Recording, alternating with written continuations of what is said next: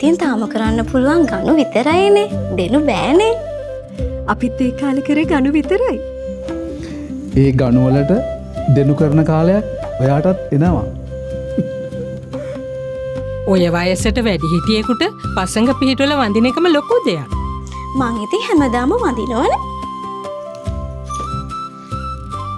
වෙනදට වඳිනවා වගේ නෙවෙයි අලුත් අවුරුද්දට වඳින එක. පරණ අවුරුද්දේ නොහිත හරි වැඩිහිටියන්ට වරදක් සිදු වුණා නම් ඒ හැම දෙයකම සමාව ලැබෙන්න කියලයි අවුරුද්ද පුරාම වැඩිහිටියන්ගෙන් ලැබුණු අවවාද උපදෙස් වලට ස්තුති කරන්නයි ඒ වගේම ආශිර්වාද ගන්න තමයි අලුත් අවුරුද්දේ බුලත් දීලා පසඟ පිහිටවල වඳින්නේ.